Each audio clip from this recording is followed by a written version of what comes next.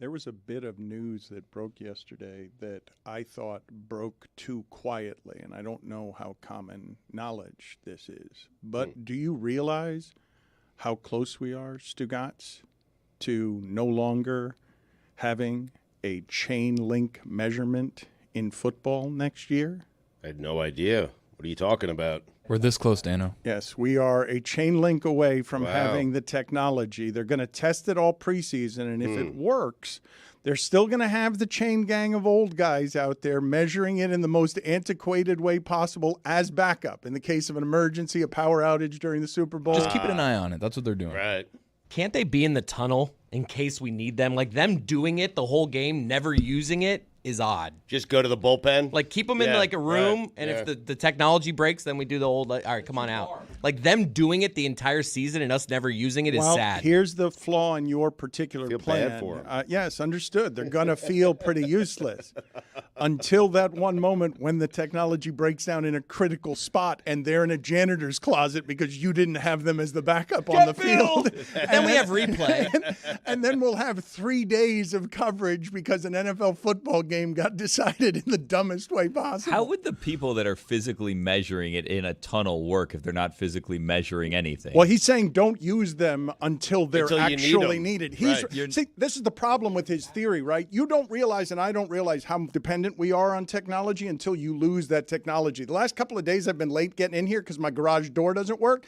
And it just it neutralizes my entire day. I can't get out anymore. You can't push it open. And no, that's right. And so I'm like, do I Uber? But then I don't have my car when I get out of work. And so you don't know how much you rely on the technology until you've lost it. Put it on the poll, Juju, at Le Batard Show. Do you understand how much you rely on technology until you've lost it? But you want these guys to feel special. You do. And to have them out on the field and not use them to, for what they're hired to do, that doesn't make them feel special. You know what makes them feel special? When everything goes out and you need them and they're sitting in a closet in the tunnel and you call them out, they get a standing ovation. That's how you feel special. It's why guys are in the bullpen. Strawman.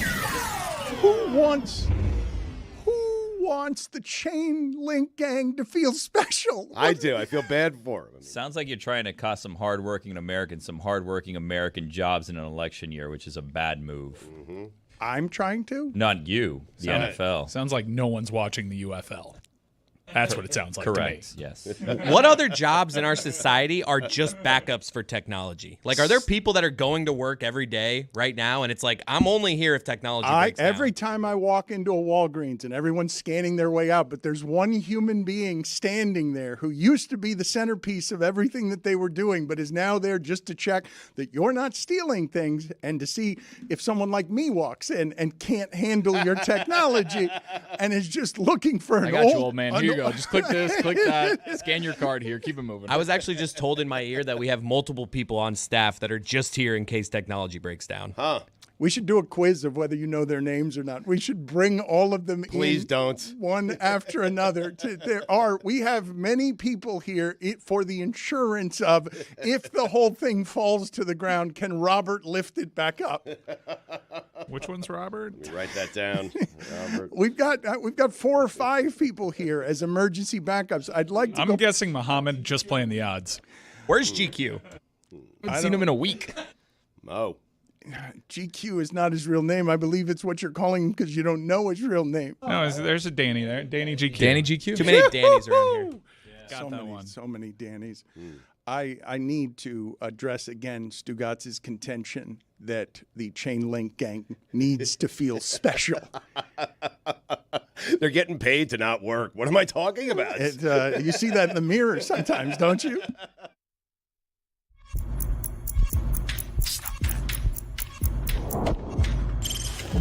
Stop that. Stop that. Stop that. I hear him chat to the noise. Move too quick, can't stop for the talking. I hear him chat with the walking. Just too sharp with the prize. White girls let it tell me I'm awesome, yeah.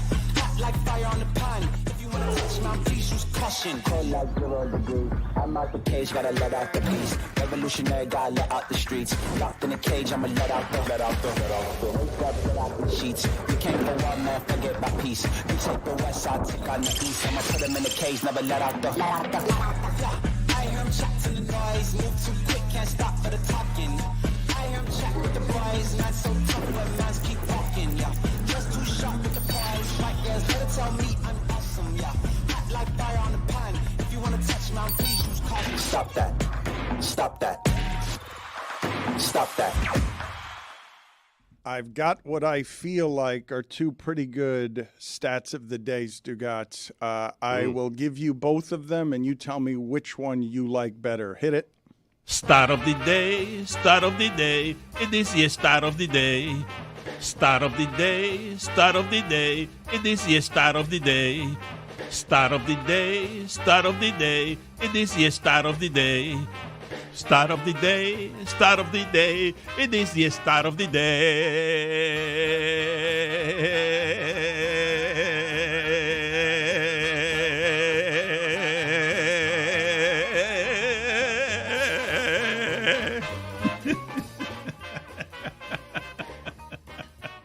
So, Stugotz, LaDainian Tomlinson, this is from ML Football, has the same amount of career touchdown passes as Johnny Manziel.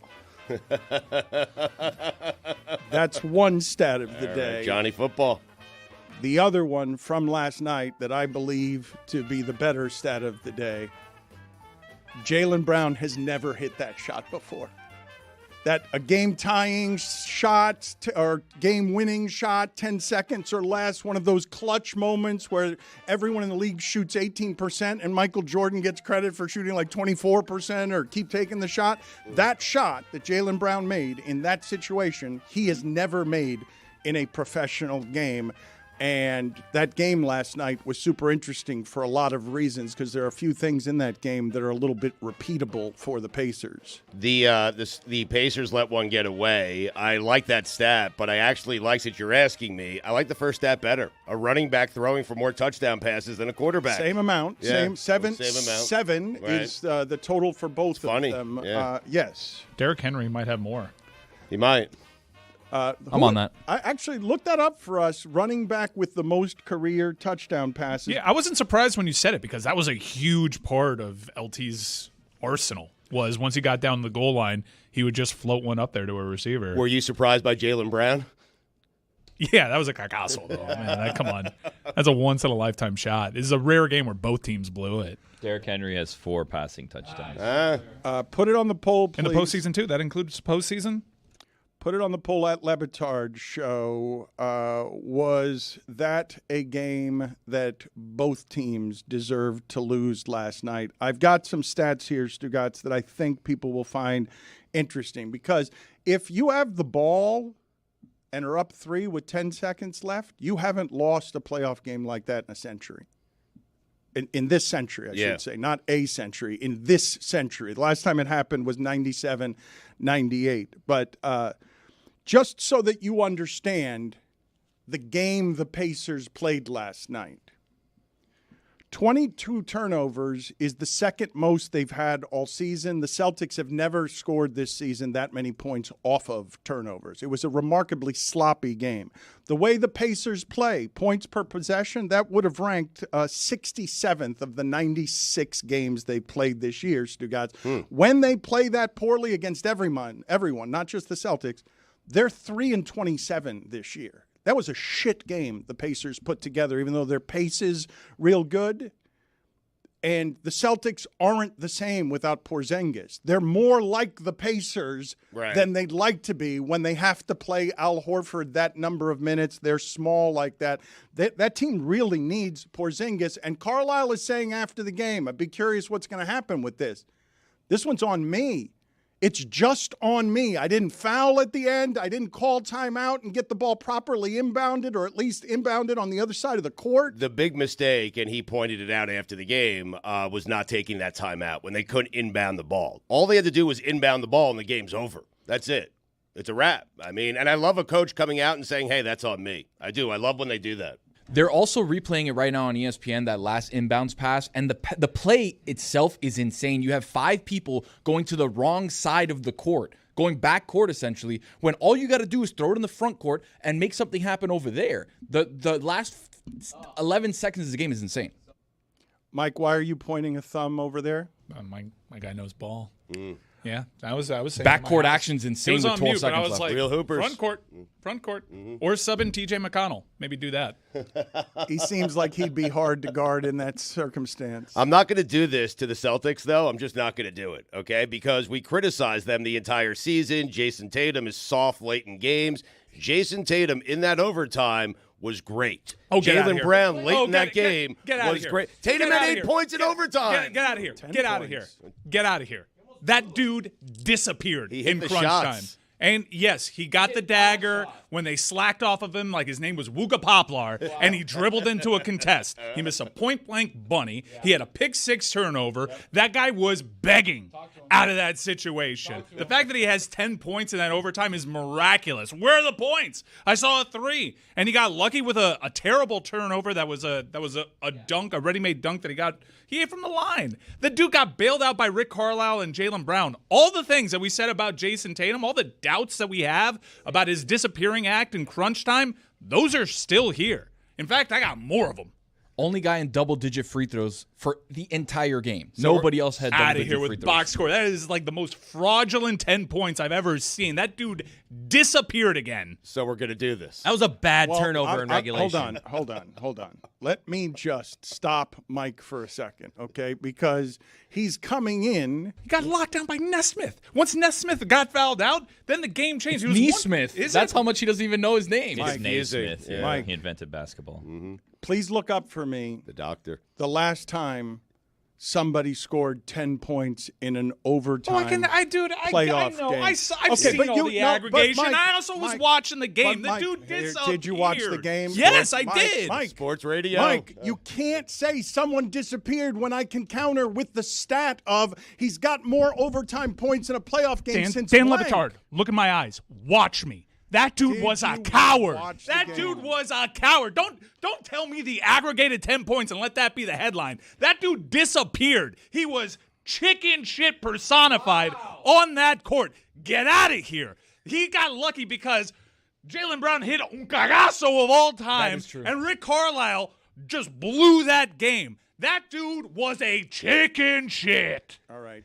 He had 10 Don't of hit his me 6 with box score I'm not going to Dan. hit you. I'm going to hit you with Penalty the penalty box. box. Box Get out score, of here. Dan. Get out of here. I'm not even Out supposed of to be here today. Get You out of pulled here. Paul Pierce. Get out of here. Good. I'm gone the entire show. Paul Pierce is on our guest list today. I'm out. Get See out ya. of here. Good God, man. crazy. You can't. He scored accuse 10 of the 16. No, just a bunch of guys woke up, decided to Google the box score. Get the fuck out of here. That was terrible. Too many men on the ice. Get him out of here immediately. Enough of that. Nobody needs that this early in the morning. Basketball's played on wood. Minor penalty, 2 minutes, too many men. A minor? It should have been a major asshole. Like, it's too much for that in the morning, man. Final 9 minutes and 44 seconds of regulation. 0 field goals. 0 for 4. 2 brick threes. A potential game-tying 3 with under a minute left. The penalty box isn't in here. Maybe you got lost on the way to Couple the rooms penalty down. box. Yeah. Keep Googling that. I don't disagree with me. All right, take overtime away. He was bad down the stretch of regulation. Agreed. Yes, he made up for it a little bit, but I'm with Mike on there is something off with this Whoa. dude late in games. We can't criticize how he plays late in games, and then he plays well late in the game, and we're still going to criticize Stugotz, him. no, this is what I am going to do. I mean, we can, I'm but- going to urge the audience to check out what Tom Haberstroh has written about the empirical failures of Jason Tatum late in games this season. It's not something you're imagining. Your eyes are not lying to you. It's something that can be statistically backed. But you're not allowed to tell me that someone disappeared in an overtime playoff game when they scored more points in an overtime playoff game than since blank. Tony, one of our producers, look up for me what the name is on who the last time someone scored, because there haven't been playoff games this season that have had overtimes in them. We haven't had any of them. I have it. Jason Tatum's 10 points in overtime, the most for any player in a playoff game since Damian Lillard in 2021. In the last decade, it is tied for the third most points in an overtime. Steph Curry had 17 points. Dame Lillard had 12 points. And then there's 3 guys who have had 10 in the last decade. So all I'm objecting to is the appraisal of disappeared. And the reason I'm stopping, Mike, is he's coming in with, I hate the Celtics, and Tatum needs as much pressure on him as LeBron had in 2010. So he's finding all the ways he can to rip that team even when it wins. But Tatum feels the pressure. Like, he knows they have an easy path. They're an overwhelming team. They've been the best team in the NBA the entire season. They're the best team when healthy. Like, he feels that pressure, don't you think? They are the best team when healthy, but Stugotz, they're not that much different than what the Pacers are when Porzingis is out. I will say that the Celtics still have, if I said to the audience, who do you want, Halliburton or Siakam or Brown and Tatum, I think most of the audience is going to take Brown and Tatum. And if we keep going to Turner and everyone else, you're going to keep taking Celtics. But Porzingis unlocks some things for them. Sure. That you'll remember when they were very good on defense and had Robert Williams, he didn't stretch floor on offense. And while he blocked shots, Porzingis does both things where he stretches floor on offense, takes threes from Foreverland, and also rim protects, and they miss him. And they aren't they are a historically special team when he's out there, Stugotz. I will tell you a couple of things that they do historically well. Look at what the Pacers did with free throws. That's going to repeat itself. The Celtics do not foul. They do not give you free throws. You want to win a game with free throws? It's going to be very hard against the Celtics. I think in the history of the sport, very few teams have defended like that without fouling. They had 10 last night. The Pacers had 10. What was the discrepancy? Like something like 30-10, 35-10 in a free throw? 30-10. Yeah, 30-10. Okay, so you've got that. The other thing, though, that should concern the Celtics, Stugotz, because the way that you beat them is that you prevent them from making their threes. Indiana defends the three very well. They play at that pace, and they defend so do the Celtics. The Celtics also defend the three well, but there are some things that made themselves present in that game that I believe will be repeatable, even though I don't think usually this stuff carries over from one game to the other. Their other issue, too, is, Dan, they have no bigs, right? Without Porzingis, their big is Cornette. Their big is Al Horford. They have Big Al. But that's it. He's not a rim protector. He's a guy that plays in the perimeter. 3 blocks last night, Tom. Sure, of course. Right. One of them, I think, was from behind. But the point being, they don't have bigs to contest against Siakam, against Miles Turner. And if you kind of move that and extrapolate it down the line, if they see Minnesota in the finals, Minnesota's got 3 bigs that can play against anybody. Without Porzingis, they would not be the favorite to win against Minnesota. In this series, they will be the favorite. But after watching last night's game, Stugotz, and seeing what they are without Porzingis, I do believe that this is a difficult matchup for them that is more difficult than what the Knicks would have been in the state that the Knicks were going in there. Last night reminded me of the Knicks Game 3 at Indiana, where they let that one get away, and the Knicks ended up losing the series. The Pacers they didn't play such a great game. They had that game. They should have won that game. They let it get away, Dan. So for me, next game, like I feel like, because I love the psychology of sports, the Celtics will be a much better, much more relaxed team, and the Pacers have to live with, we were 6 seconds away from stealing game 1 on the road. We didn't get it done, and I expect the Celtics are going to blow them out. Stugotz, 35 points. They did not. The Pacers did not deserve to win that game. They did not play. That was one of the worst games the Pacers have played this season with the basketball. Yeah. So they had a chance to win it at the end, but it was confusing to me with 10 free throws and 22 turnovers how they had a chance to win it at the end. And I think it's at least in part because the Celtics aren't the same kind of special unless you give them complete health. That bench looks awfully thin in the condition that it's in. Doing a lot with Porzingis here, man. I mean, Stugotz, he unlocked a bunch of different stuff for them. I understand why the name Porzingis wouldn't do anything for you, but offensively, there's no disputing what it is that he unlocked for them. 3 players off the bench for the Celtics: Sam Hauser, Luke Cornette, Peyton Pritchard. It's bad. That's it. It's a bad. Those are the only bench guys that got minutes. It's a bad bench. We have talked before about how important Derek White has become. He has become a wildly improved basketball player that I'm guessing everyone listening to this, what are you laughing about? Just Mike. would take, if you're drafting all the players in this series, that's the one we're taking 5th, correct? Or are you taking him 4th? Are you taking him ahead of Siakam? Like, if we're drafting all of the players in this series, how high is Derek White going up? If you had to select somebody, it is hotter in here than it was yesterday when we knocked out a couple of people with the air conditioning Because not you're working. working those servers overtime trying to Google how he got to 10 points. Right. Are you taking Derek White over Jason Tatum, Mike? I think Derek White's going to end up being like MVP of this series for him. And if you think it's hot in that studio, imagine how hot the breath of Jason Tatum was on Derek White's neck as he was begging, hoping, and praying, please let me hand the ball off to you and you make something happen here. They doubled him late.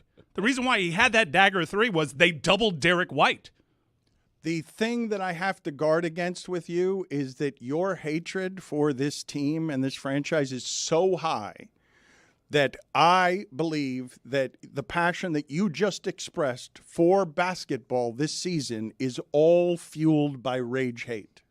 I didn't think I'd enjoy it that much without the Heat playing, but I did enjoy it. And to the credit of basketball, the last 3 playoff games have been great. I think a lot of you guys, especially, and I'm speaking directly to the cast members on this show, just because I'm complaining about something doesn't mean things can't turn around. And I can then pivot. I'm not married to the idea that this sport is broken beyond repair. I like to see good games. And I'm not married to the take that Jason Tatum is going to disappear forevermore. I would just like to see it. I caught a lot of hell for asking to see it from Steph Curry. Saw it. Thank you. Very good then. MVP, best player on the court.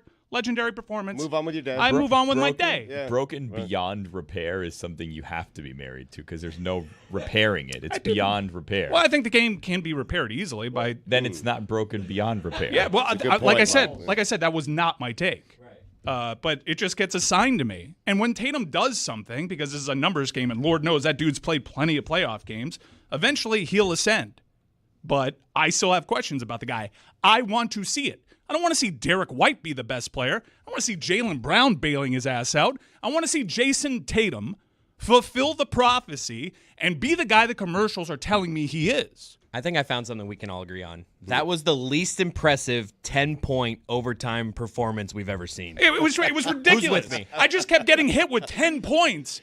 And I'm the guy that doesn't watch basketball. The dude disappeared for damn near 20 minutes. Get out of here. You saw the others, Chris? I mean...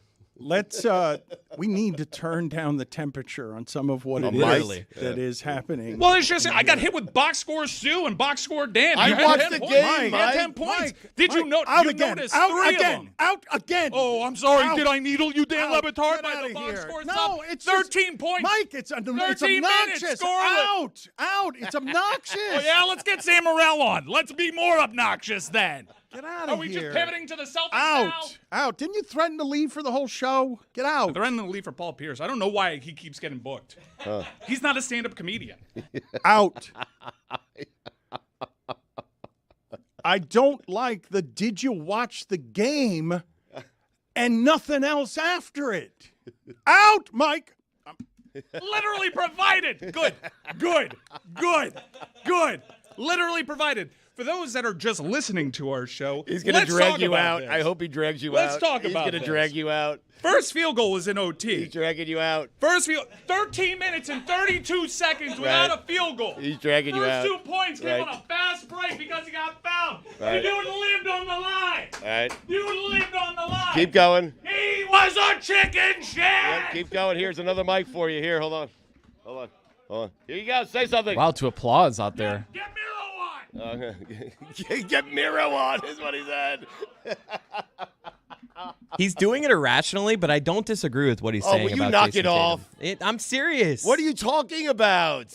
Listen, criticize him when he actually doesn't do something. But last night he did something, so give him credit. He was bad late in that fourth. Like he was wa- bailed out by if Brown. The Celtics were bad. They were bad. They should have lost the game at The Pacers home. were terrible in the last 2 minutes. Nobody of the game. wanted to win that game. late in the Everyone game. was bad. Halliburton dribbled the ball off of his knee. When the game was over, Yes. with 11 seconds left, Halliburton dribbled with his left hand off his knee, out of bounds, basically. All right, but Chris, you can't agree with the Tatum take. I was not impressed with him, even Chris, in overtime. Chris. I'm with Mike. Outside of that 3, like, it wasn't like he just dominated. Right, but the Pacers scored 11 points in overtime. Tatum scored 10.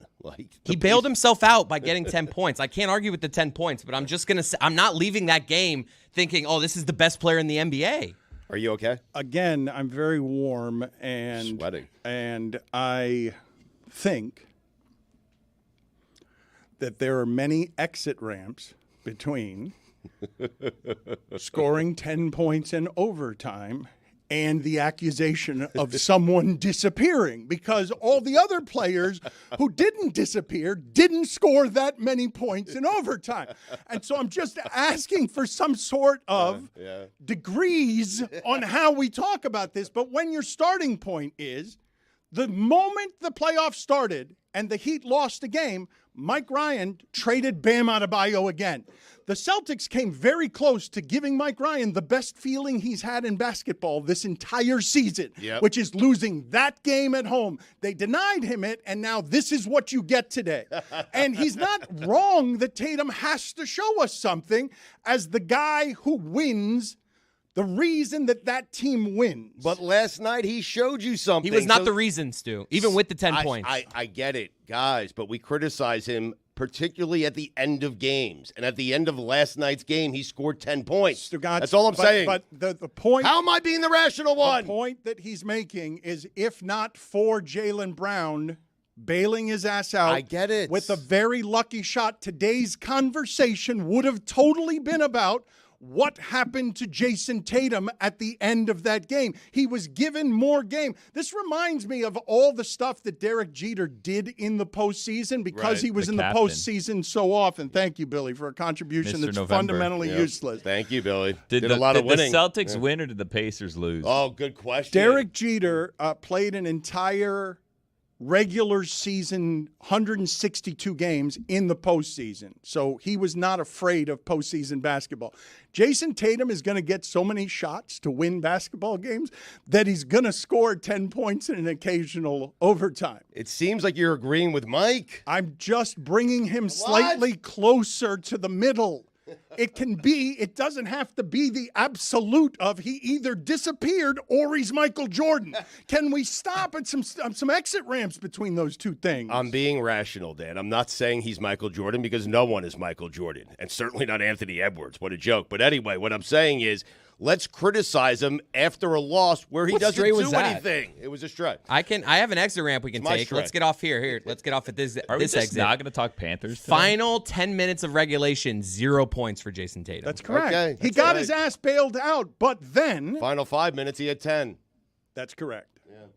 But if not for Jaylen Brown hitting a shot he's never hit before, we would be talking. That was the game last night we'd be talking about. And Stugotz, you particularly would be in here crushing Jason Tatum, who you have said is Kevin Durant. Yeah, well, he was last night. Better. No. All right, you go sit with Mike. Well, come on. You go sit with Mike. Oh, he was not better than what? He was the 10 points. Okay. He's holding up a mirror now. I think he's saying that you're saying what he's saying. I think this is at Dan, the mirror he's holding up. I'm not saying that Jason Tatum disappeared. That is not what I'm saying. What I am saying is if Mike looks in that mirror, what you'll see is a hater. Write hater on that mirror. Write the word hater on it, because what you will see is it is clear that the Celtics fans must love listening to what the last 24 minutes of this have been.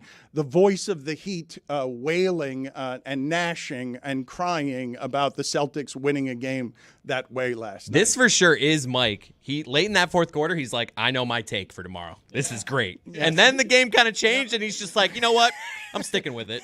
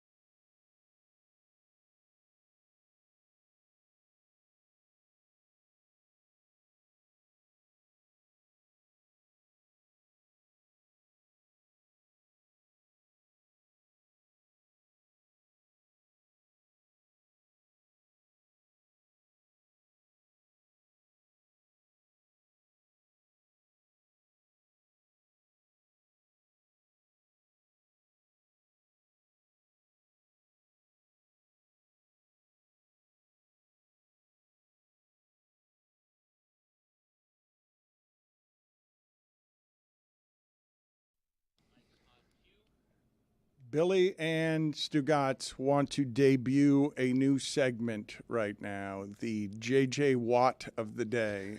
So do you have any imaging here for our new segment? Ladies and gentlemen, the JJ Watt of the day. Billy, what is this segment? Who's the JJ Watt of the day? Well, the JJ Watt of the day today is Paul Skeens, Dan. The Pittsburgh Pirates mustache, 100 miles That an guy, hour. yeah. Everyone is very excited about his debut. He's clearly a power arm who's going to be dominant if pitching doesn't wreck his arm the way it does everybody's. Which it will, yeah. Spoiler alert. His arm's going to fall off, but that's okay. Right. Anyways, Paul Skeens. Enjoy it while you can. Yeah. Enjoy these 3 starts because his arm may fall off of his body. I think I saw the fastest 10 pitches in the MLB this year. He has 9 of them. Yeah, 9 of 10 of the fast. No, by a starting pitcher. Have you guys ever... Because starting pitchers know I shouldn't throw 103 every pitch. Who has the other pitch? Soriano from the Yankees. Yeah. Oh, yeah. There you go. Look at that. Right off the top of your head. Come Nice. on. It's not here. Look. I got the box scores. Have you guys ever seen the horrifying video of Dave Dravecky, his arm breaking during a pitch? It's the worst. Yeah, Yes. it's terrible. Skeens, what you're alleging is if you keep throwing that hard, one day a batter's going to swing at your arm. Like your arm is going to go up there about 84 miles an hour. If the ball stays in your arm when your arm flies off and you hit the ball, is it in play? Huh. That is a great question. It is. But none of this has to do with why he is the JJ Watt of the day. We'll get to that in a okay. second. But if I toss a ball that is stuck in my glove to the first baseman, that is an out. That has happened before in the sport, It has. where the ball gets lodged in the glove of the pitcher, and the pitcher just tosses the entire glove to the first baseman. What you're saying is ground ball to short. It's got Skeens to pitch, ground ball to short. It's got Skeens' arm on it, his dislodged arm. The throw over to first. And now the first baseman is catching Skeens' arm with the ball in it. It's an out. Yeah, it's an out. All right, how about this scenario? Skeens' arm is stuck on the ball. You hit the ball, get a hold of it. The arm bounces on the warning track and the ball goes over, but the ball never hits the ground. Is that a home run or a ground rule double? Gotta go ground rule double there because The arms, ball never hits the arms ground. part of the ball, though, guys. No, it's not. Hands part of the ball. No, not in Hands baseball. part of the ball. That No. is wrong sport. That is a home run. Put it on the poll, please, Juju, at Le Batard Show. If the pitcher's arm falls off holding the ball and then is hit to the warning The track, batter gets a hold of it. It's important to phrase it that way. Right. Like where the shoulder hits the warning track, so the ball is as far from the wall as you can, and then it goes over. You want all this in there? Isn't that an out immediately? Why would it be an it's out? an Because if a player catches a baseball that's hit straight up the middle to the pitcher, we've seen that a pitcher barehanded. That's an out. All they have to do is catch it. So the second the batter makes contact with the ball with the arm still holding onto it, No, But the think- ball might be never an out. loses. He never loses contact with the hand, ball, but though. the hand is holding onto the ball. It's like essentially you're tagged. No, I think no, because if the arm, if you go If you to hit one up the rob a middle. home run, Yeah. and somehow the person's arm is severed on the wall, and the ball goes into this is a different person who's Okay, lost an oh, arm. This is Oh, the wow. outfielder. This person this is the outfielder catches a ball. Their arm hits the wall, is severed, and the arm goes over the wall with the ball. I believe that would be a home run. I- So I- I think someone would have to catch Paul's arm for it to be an out. What if the arm is in play but the ball is out of play? But Could that's happen. Like, but it's like catching a foul ball. It could. I think you're Yeah. out the second you make Right. contact. No. I don't think any of what we're presently Should we ask Tim discussing Kirkchin? can happen. Yeah. Yeah, go let's ahead. text him. Someone. I could text him, but I don't even know what to text him. In that first scenario where the shortstop gets the ground ball with the guy's arm attached to the ball, that's a heck of a throw. I mean, right? How do you throw? You Do you rip the throw ball an out of his arm. hand? I mean, No, you got to throw the arm like You an throw the axe. whole arm? you Like got- you know, like yeah. the axe Yes. bars. You go like that. I would think you throw the arm like That over is- your head, and then you hope that somehow the first baseman gets the ball. That's the thing about axe Yeah. throwing that I don't get is how does the axe head normally find that wall and it's not like the handle? Because most of the time the axe head finds it somehow. I think it's gravity. Really? Yeah, I think it has something to Sometimes do they with it. I bounce think back. gravity's up down, not front back. If this ever happens, everyone's going to be horrified at the severed arm. They'll be distracted. Exactly right. But I will be locked into that Finish the mound play. meeting where the umpires like gather to figure out what's what. Like, Could it what's be a the- balk? I think this is a balk. That's If a it good never, question. The ball never leaves if his it hand. never leaves the guy's Right. hand, it's Arm 100% comes a balk. off, right. But if the ball's in play, then does it become the decision of the offensive team? Huh. What I will tell you guys when you ruin this by calling it a balk is that just like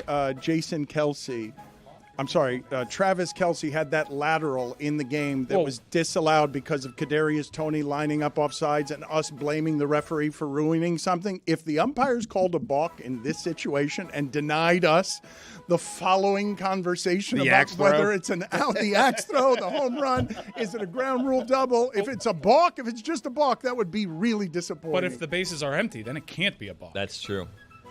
I can believe only have a balk with a runner Can you on. balk with I think it becomes a ball. I think a ball. No, that's ball. B-A-L-L. Yeah, there's different. a K. Balk I is a K. believe that if a pitcher. The K is a strike.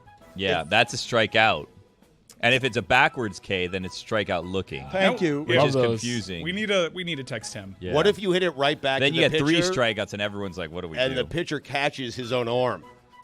Well, that's definitely an out. But it might have been you an don't out. like the optics of the 3 strikeouts. We've got a lot of conversations going on at once. I'd like to rein it in. We haven't gotten to the J.J. Watt of the day just yet. I believe you can have a balk without runners on base. Do I have this wrong? It's not a traditional balk, but I thought that there are certain things a pitcher could do that would result in a batter getting one ball in his favor because with nobody on base, the pitcher had done something. I don't know. Nestor Cortez puts on an entire dance performance when no one's on base. Mm-hmm. If no runners are on base and the pitcher commits an otherwise balkable action, there is generally no penalty. Okay. Generally, I'm seeing the opposite of that. I'm saying that if there's a balk with no runners on, that a ball is issued. So we got to the bottom of this. All right. Why is But Steve, what if the pitcher catches his own arm? We'll get back to that. Stugotz. Then that's an out. Okay. That's Why- unless the ball hits the ground. If the ball's touching the ground when he catches his arm, then the ball hits the ground. AI is saying that you can't balk with no runners on base. Iverson said that? Yeah, but it's not a balk because if you do something illegal with no runners on base, they issue a ball. It's a so ball, it wouldn't not a be a balk.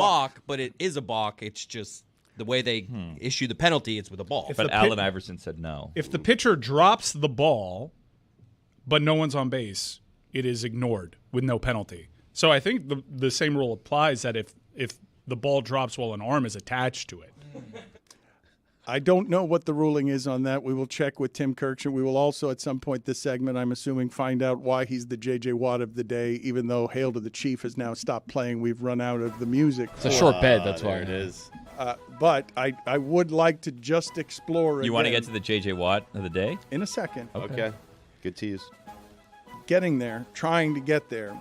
But if you're confused about anything that's happened so far, I will clarify it for you.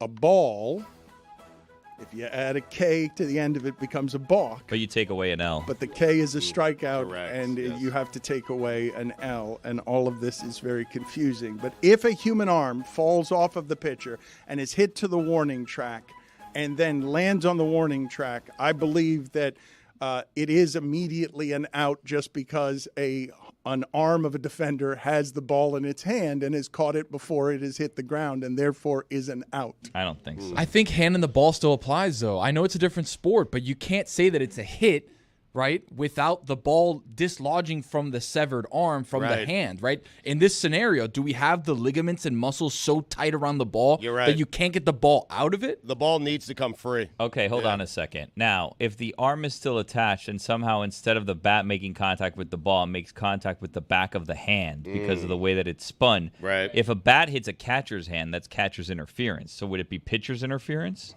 I just love our work environment. Like Mike just stepped out making a serious dictation of a text where he's just like, Tim, if an arm is severed and the ball is still in the, it's just like as he's It's trailing important, away yes. from me, just Right. a It's ridiculous important. sentence. We that need Someone he had said. to do closure. it. Yeah, exactly right. Why is he the J.J. Watt of the day? Dan, thanks for asking. So, according to ML Football on X, Pirates phenom pitcher Paul Skeens plans to go serve in the U.S. military once he's done with his baseball career, according to his former coach, Mike Kozlowski. Quote, it's a big deal for Paul to be able to serve our country.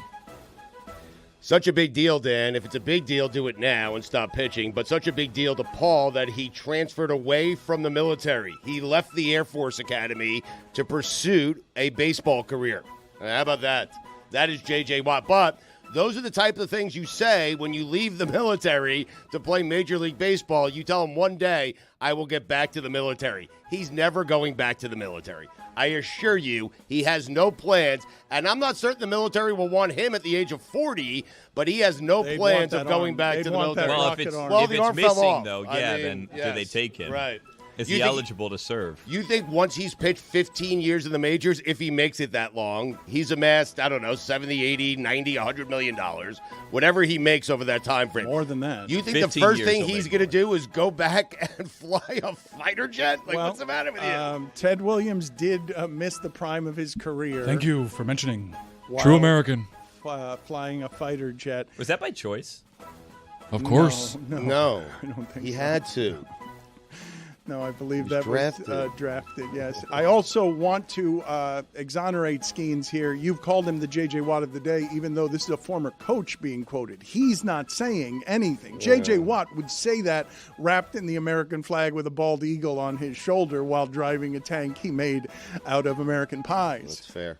Apple pies and cherry pies. Totally fair. I believe this is also the coach at the Air Force, so this could be like the ex that's like, yeah, we'll get back to you. Well, I just don't think it's fair to take him out as a J.J. Watt of the day when he hasn't said anything. All he's done is throw the hardest You pitches. let your coach leak that out. You want What that do you out mean, there. leak it out? No, Right. that's you. Coach, exactly you right. say it. Test Yeah. the waters. Right. Exactly right. Coach, you say it. Just text me on the back end. Let's see what. Getting criticized. I left the Air Force Academy. Everyone's crushing me. Nobody's criticizing Everyone him for is. leaving the air. What are you talking He felt the about? pressure to say it. I mean, why Stugotz? say it? I mean, I know he did say it, but he said it.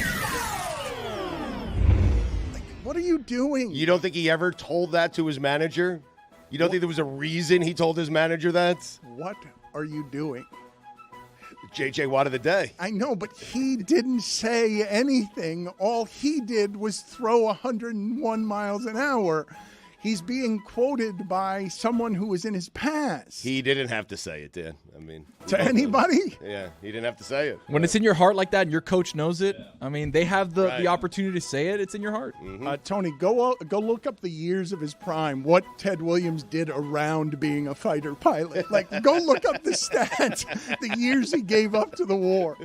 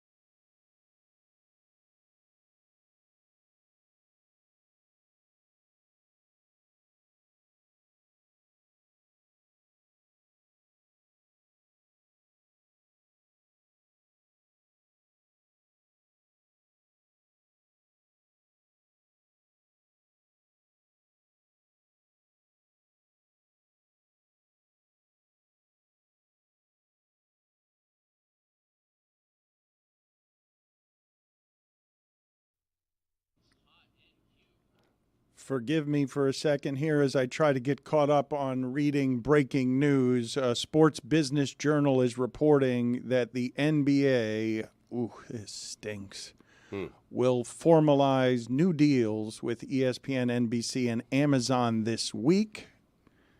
NBC will air Basketball Night in America on Sunday nights after the NFL season, and this means that next season will be the last for TNT and Inside the NBA. So the best sports studio show there's ever been. Charles Barkley won another Emmy last night, as he always does as part of that show. It would appear that one of the most popular shows in the history of television, not just sports television, it's the most popular studio show in the history of sports television, but it ends, right, David? How does it get saved? It means next season will be the last, not this season. You'll get one more year of it. But is there anything that rescues that? David Sampson with us. Nothing Personal is the name of the podcast. He talks about other things other than business, but he is an authority on business stuff. Better coverage of business than I've seen anywhere in the sports media field, where it gets covered very poorly. Explain to me what all of this means, David, and if there's any avenue for saving the show that all of us seem to love. Well, you love the people, not the show. And so the question is, do any of the new networks who have rights to show basketball games, will they try to hire Shaq, Kenny, and Charles? And will Ernie follow up on his promise not to leave Turner?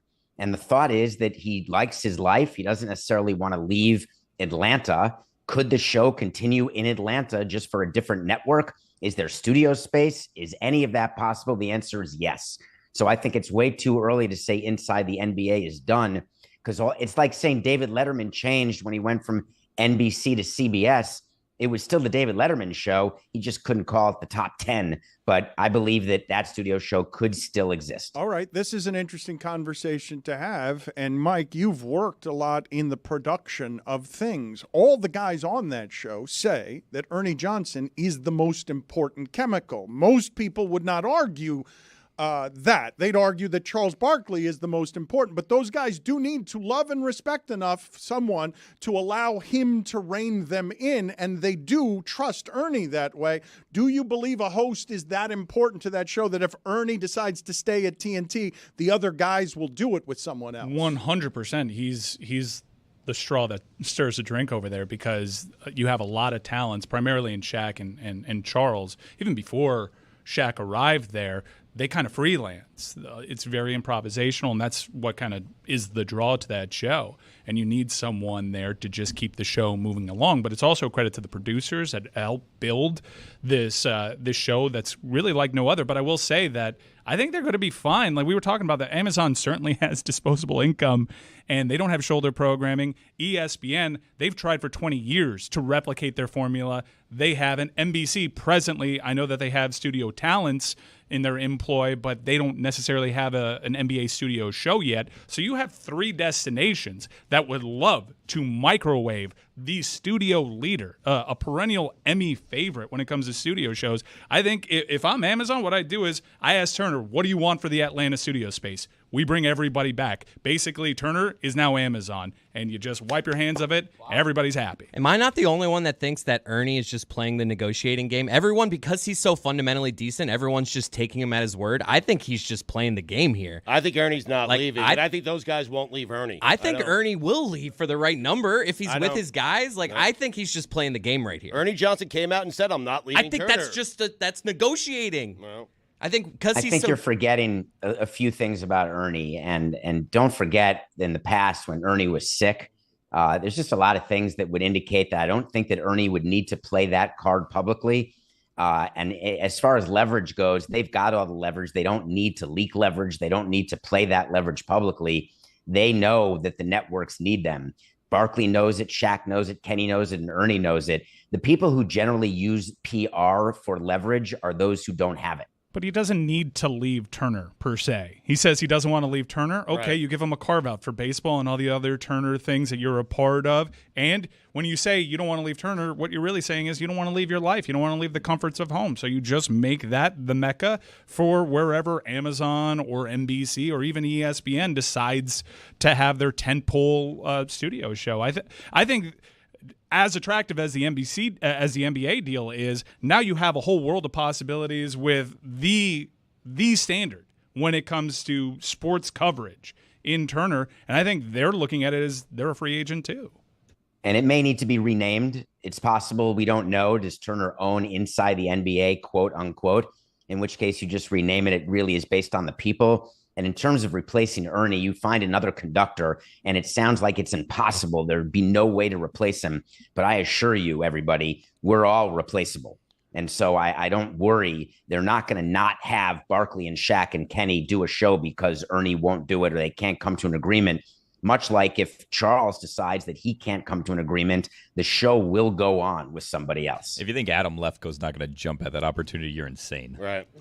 I should tell the audience and Chris Cody, though, that in my history in the media, there are very few people that I would believe more when they're saying something publicly than Ernie Johnson. It's not just that he's a decent person, it's that he prides himself on being fundamentally honest. Just what his agent wants you to think. Chris, he doesn't need the leverage. I mean, but Stu, you always need more leverage. I'm just saying, if he ends up at another network, Ernie you guys are all doesn't, gonna... But what you're saying is not an impossible thing for ESPN, NBC, or Amazon to overcome. They can hear that note and say, okay, what we'll present to you is your life stays as is. And guess what? Here's a little pay bump. So I think that there's a very logical path here for us to keep getting what we know now as Inside the NBA, which also, by the way, is probably up for negotiation too. You can license that name or what have you. If I were to bet on it, I think that you're just going to see it move places. Which way would you bet, David? That it will not be called Inside the NBA, but that those guys will find a home somewhere else, and it will be with a different conductor, not Ernie. That would be my bet. And I think that people are going to act all surprised today. And if you listen to the Sporting Class with Skipper and Pablo or any Nothing Personal, we've known that Turner wasn't going to re-up. We've known it for over a year when David Zaslav, forget sitting courtside in Knick hat, that's all a bunch of crap, no one cares. He cautioned the analysts on Wall Street, we don't need the NBA and we're not going to lose money because the shareholders really don't care about the NBA or Inside the NBA or Barkley or Ernie. They care about EPS. They care about shareholder value and appreciation.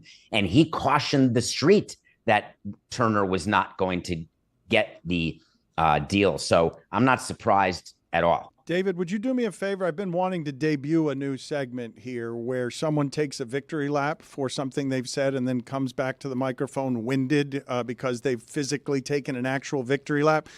The Sporting Class and the fact that you guys got it right on what it is would happen here. Do you want to take around your apartment a quick victory lap right now and come back and we will talk about this Jaden Rashada story? he has to be winded. Yeah, just take a He runs couple of, marathons. Take a couple I'm of not victory. going to get winded doing that. I may get fake schwitzy, it. but not winded. All right, can you just do something that represents the debut of the victory lap segment as I explain to the audience what's happening with Jaden Rashada, where he is suing Billy Napier for $13 million? That's not around your apartment. He's running in place, yeah. Yeah, it's not. Okay, actually, well, should we do it It's that not way? a lap. All right, I mean, should we It's a do it that marathon way? It's an runner. ISO That's not cam. fair. Maybe with somebody else. Either way, it's not going great. Okay, that's I'm fine. surprised he's wearing pants.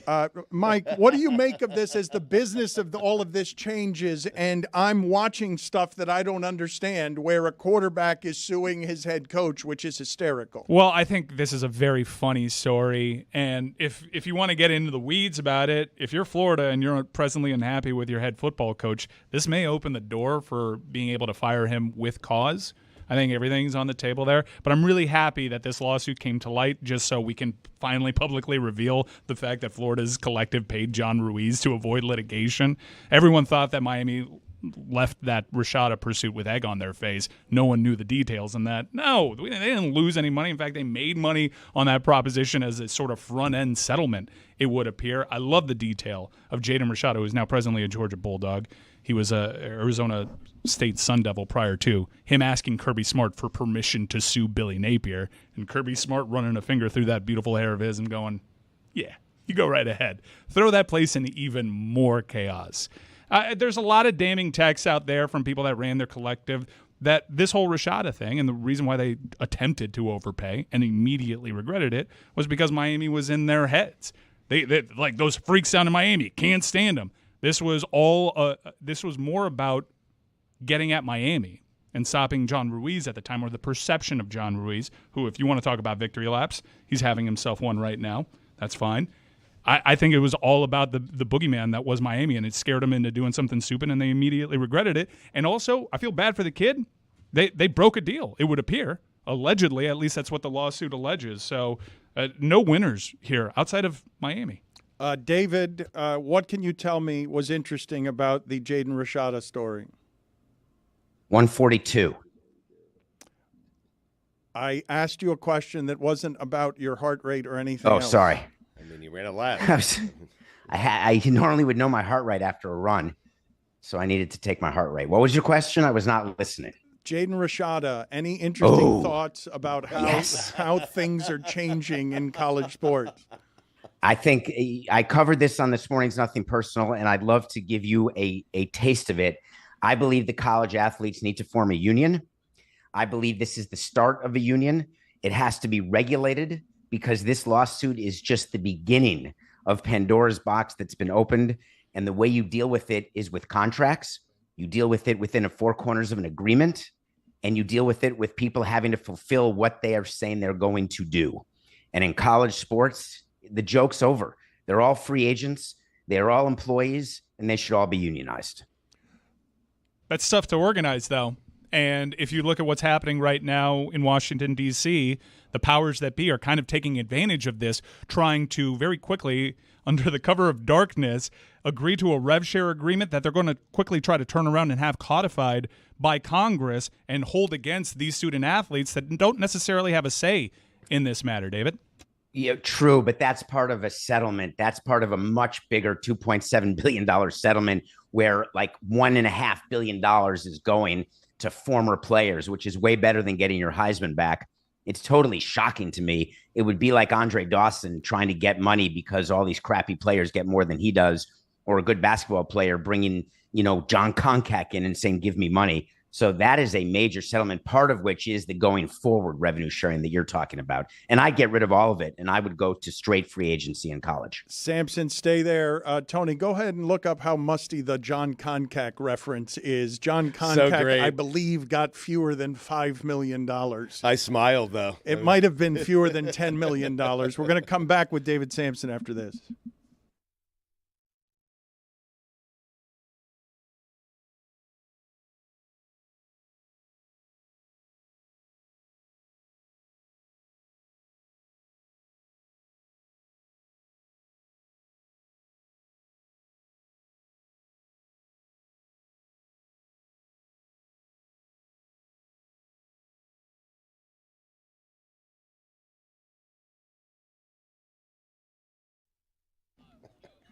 Tony, please give me the stats that Ted Williams had around being a fighter pilot, the stats that he had before and after having to go fly fighter jets in World War II. So, Dan, in 41 and 42, which are the years right before the war, he had 37 home runs, 135 hits.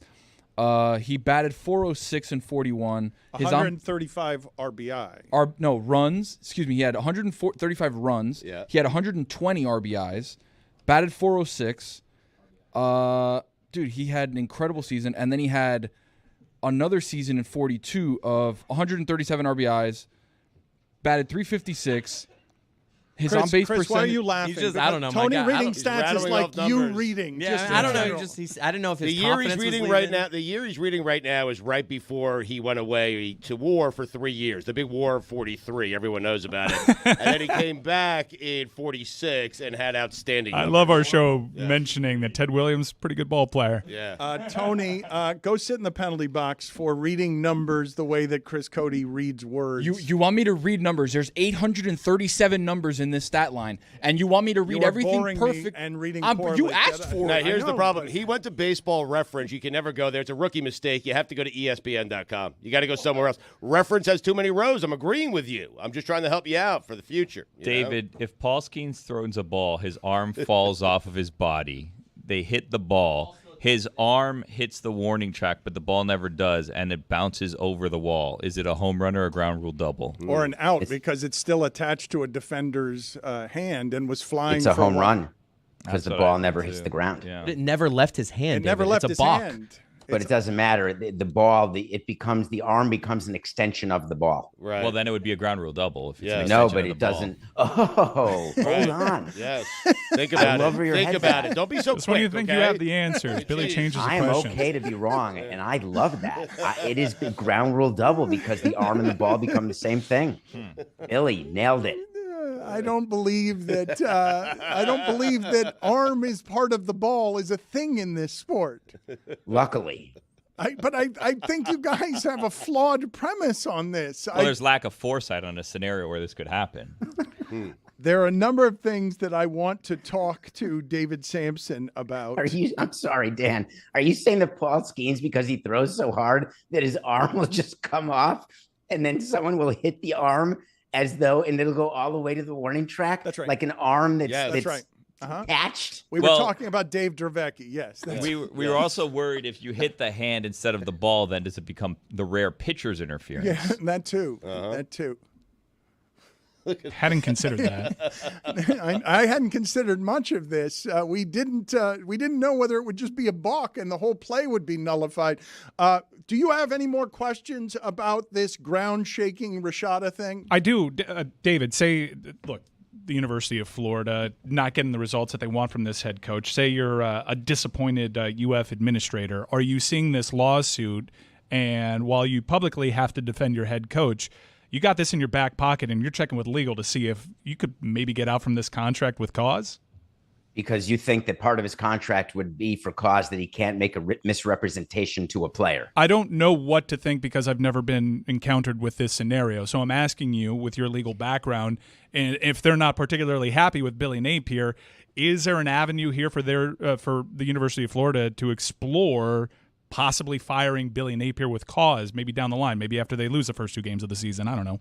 They're still fighting with Gruden, right? So cause is such a major thing. To prove cause, there are provisions in every contract that you sign, how you get terminated for cause, and being sued is not one of them, because anybody can be sued at any time. Man, I would have been fired 50 times for cause if it's just about being sued. And so then the question is, what was he sued for and what's the result of the lawsuit?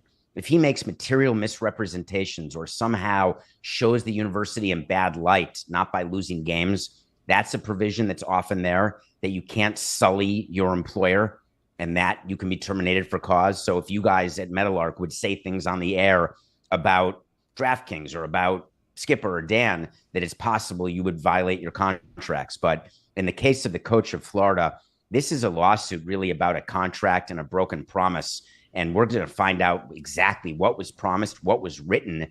And my guess is Florida is going to want to settle this, and they're not going to really want any discovery at all. But if you're AD and this guy's not giving you the results, do you just say we're firing him with cause eventually down the line? It's and not just worth it, Mike. Just to kick that can down the road because more money's going to pump in anyways. Like, at least I don't have to pay this right now. We saw with Al Golden, he was fighting over contract money, and that took several years. So does it just behoove you? And I've said behoove a lot. I know that. Does it behoove you to just kick the can down the road and say cause and just move on?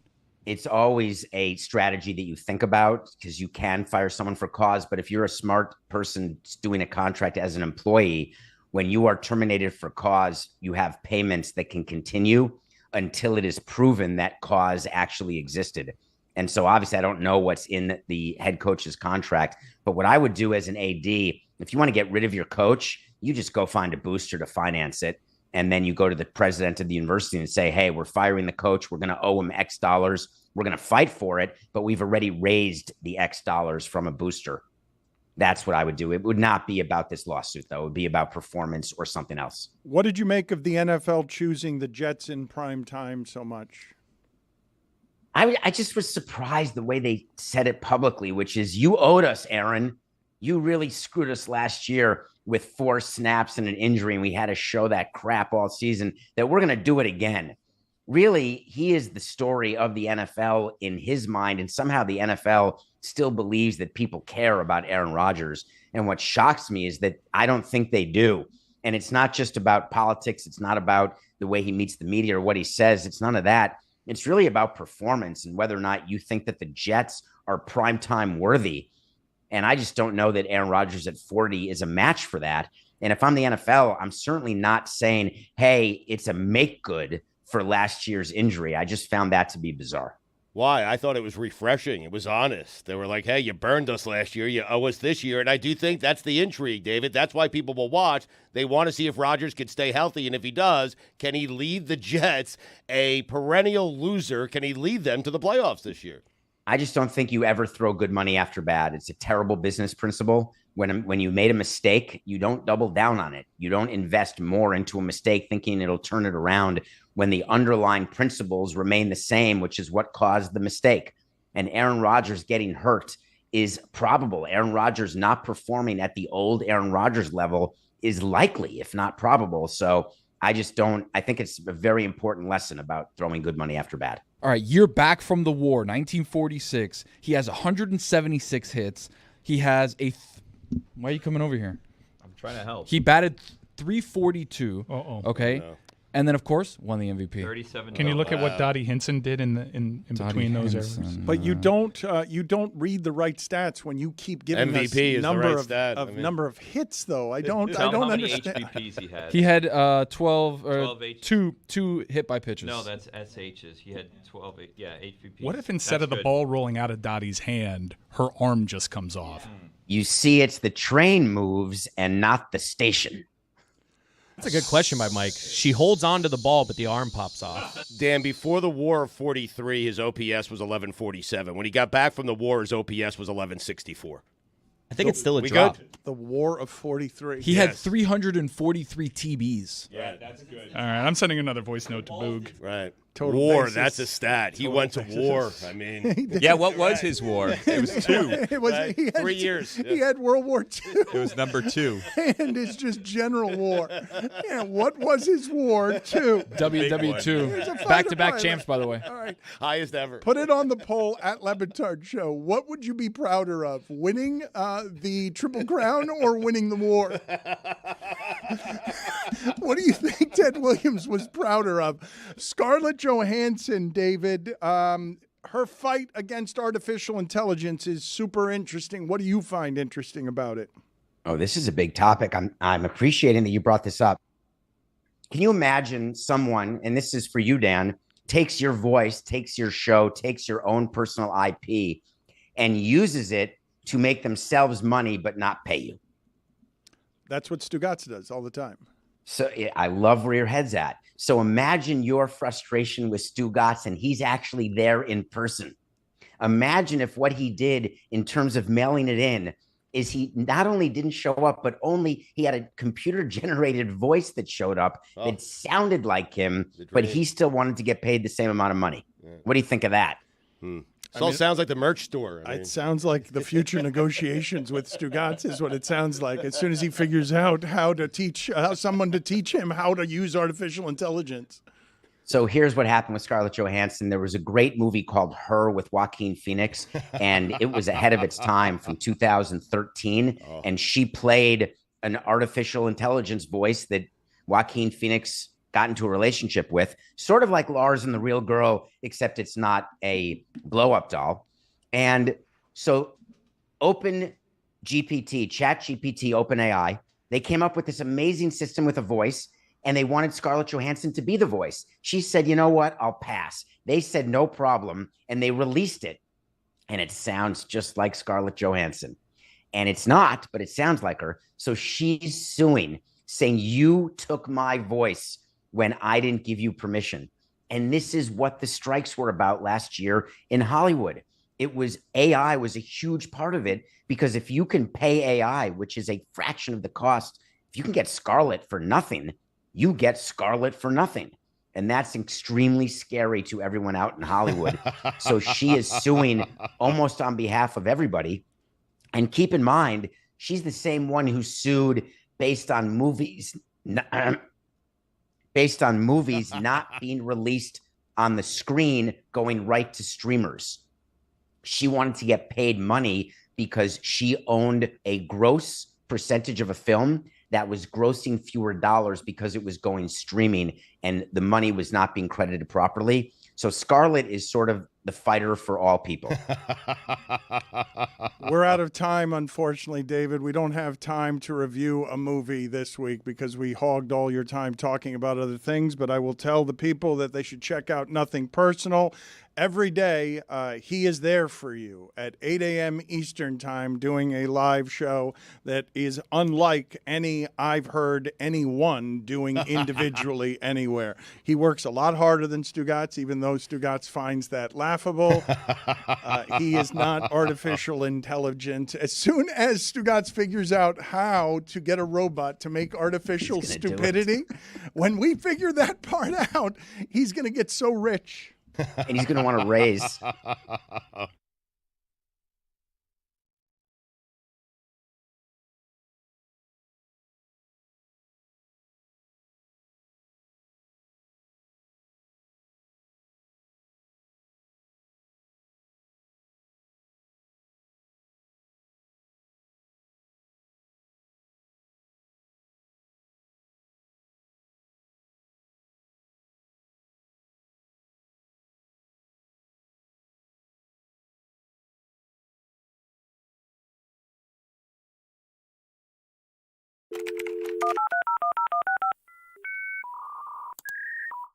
What up? It's Mike Ryan, and today we're bringing you some classic Ice Ice Baby. That's right. Vanilla Ice is our throwback interview today from the Dan Le Batard Show with Stugotz. Vanilla Ice with us. I'm wondering here, you were a sports fan in your heyday. You wore hurricane jackets. Did you have any contact with the hurricane program, Vanilla? Oh, yeah, man. I got all kinds of free swag. How you guys doing over there? Good. Thank you for being on with us. I'm just wondering if you were like a booster, though, if you like gave guys money, if Vanilla Ice was somebody like Luther Campbell who was giving players money. I wasn't giving any money away. That's how I held on to it. I don't know how Luke's doing, but...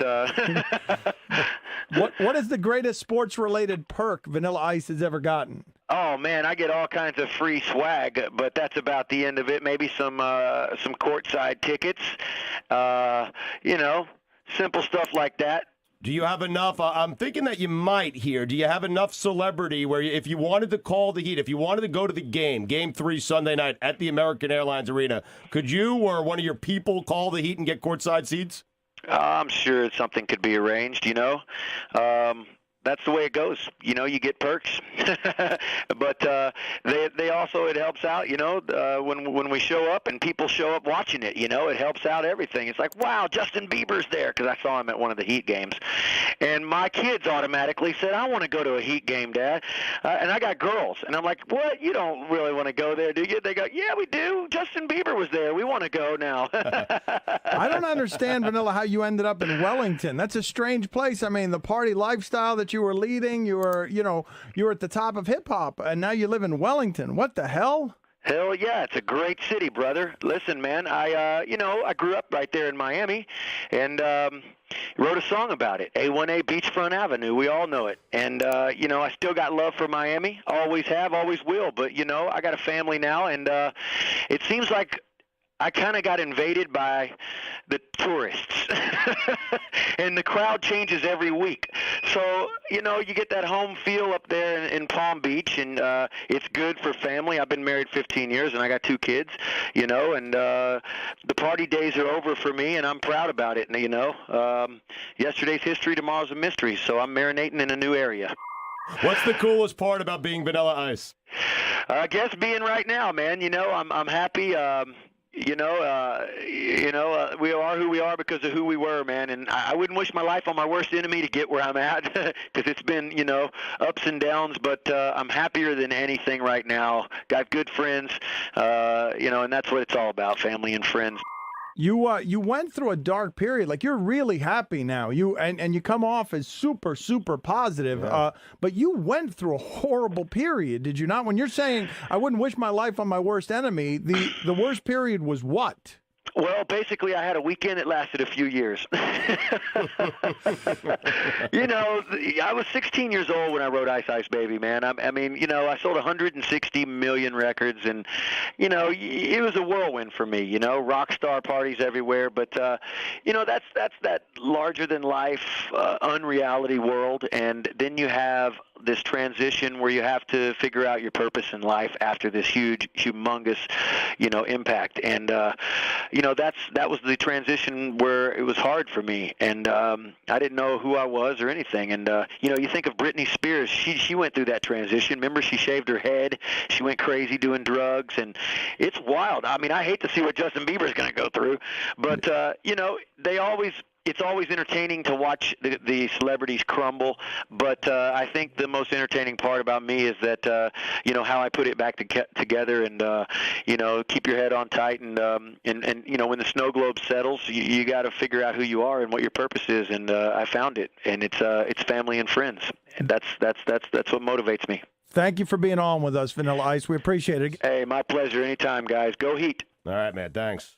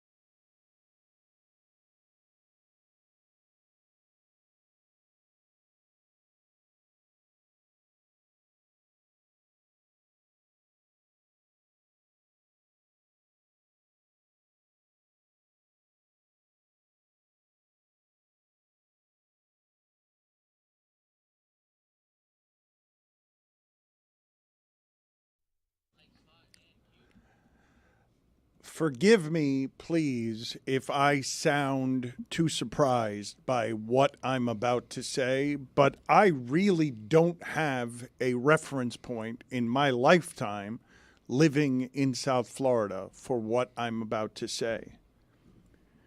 Reading the betting odds in hockey and seeing that the Florida Panthers are a betting favorite that make the Rangers the worst bet among the 4 teams remaining because they're playing the Florida Panthers. So it's not just that the Panthers are the favorite to win the Stanley Cup where the money is.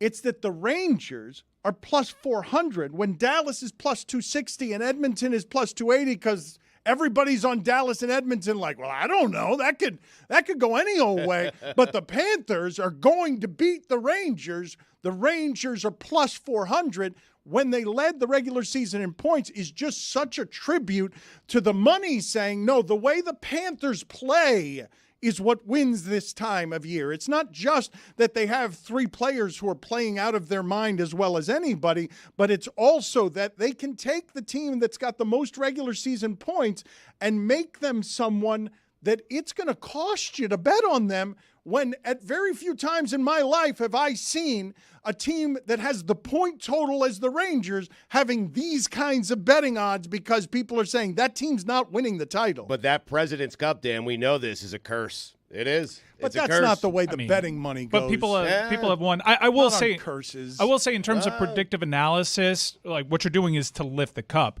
When it comes to this series, the Florida Panthers, last I checked, were between minus 140 and minus 150. The odds makers are treating this series like it's a close series.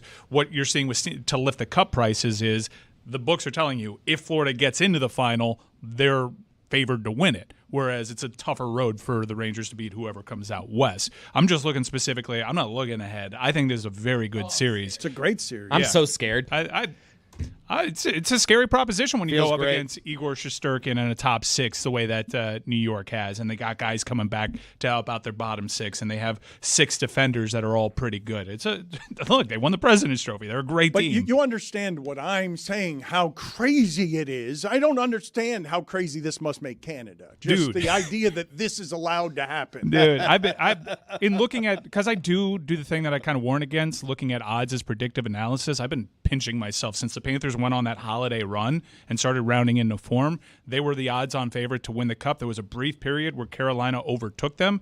I'm surprised the Rangers are here, even though the Rangers are the President's Trophy winning side, because I thought Carolina was going to win that. And even when they made it 3-2 in that series, I thought Carolina was going to win Game 6 and find a way to overcome a 3-0 deficit. I think New York they started the postseason 7-0. If you look historically, the teams that start 7-0 in the postseason in that sport, they make it to the Stanley Cup final, generally, often winning it. So it's a great matchup. I don't know who wins tonight. I think the Panthers win the series. I'm hoping the Panthers win the series. I won't be surprised at all if the Rangers Let win me it. ask you and Chris, though, because I have at every point articulated fear of hockey just being hockey. And I was respecting the franchises that they played in the first and second round. And now they face a monster franchise. You're going to have to win road games in a very tough place to play. The Mecca. When I ask you what you've been or are going to be the most afraid of in any of this, because you've mentioned Carolina a few times now, when I throw Edmonton in front of you and Dallas in front of you, like, does this represent the greatest fear for you guys? Because you guys haven't articulated anything in the way of fear until now, and I have feared just about everything. Carolina, for me, was the team I was afraid of. It didn't really make sense, even though because the Rangers were kind of better this season. Carolina was that, like, they've been the boogeyman for the Panthers, other than the sweep last in the But it playoffs. wasn't a sweep, if you ask Brendan Right. Moore. But it's just that. So honestly, I kind of wanted the Rangers, but their power play is so scary right now. I wanted the Rangers too, but I do think that you can look back at the previous series against Tampa and maybe hope that could be some kind of indicator as to how this series goes. I don't want to look ahead. Again, I'm nervous about this series. I think it's tight. The price reflects that. But if they get into a Stanley Cup final against the Dallas Stars, Dallas is the team. Vegas too, who Dallas went to 7 with in the first round. Where I look at that team and I say that team's probably deeper than Florida, and I don't say that often. Even as much as I respect this New York Ranger team, I think the edge in lines 3 and 4 go to Florida. Mike, this postseason has been interesting. Dan mentioned hockey, anything can happen, but really chalk has won out here. You have 3 of the 4 best teams in the league still remaining. Yeah, been very surprising that there was just one Game 7 in the last round. That's typically not how that goes. Even though playoff hockey is outstanding, we finally started getting some good games. I think it's probably a down year. Look, as much as I say the NBA postseason isn't my cup of tea, there have been upsets there, and now they're starting to get good games. Ice hockey had some good games here in the postseason, but it hasn't. Hockey playoffs are great, and this has been so great that we haven't really analyzed that. If you compare it to previous years, probably a weaker one. Yeah. I don't need good games, but I do need close games. Seeing a basketball game go into overtime last night with stakes, and you're breathing a little heavier because you know that what you're watching can echo. It's something that you can remember. Stugotz has a top 5 list for us of. I'm a little confused by it because he's purloined it from Taylor. I don't know how he got it. Right. I think it's stolen. I don't think Taylor wants this scene. Oh, he doesn't, but somehow I got my hands on it. I mean, and it's a top 5 list because Jaylen Brown last night, that can be something that people remember for a long time in Boston. Or it can be a nothing. I remind you that just last year, Derek White made a buzzer beater to make a series that went from 3-0 to 3-3, and no one remembers that because they lost in Boston in Game 7. You have to finish it off. You have to finish it. It's weird to say about sports. There are all sorts of moments that seem huge at the time that then get forgotten.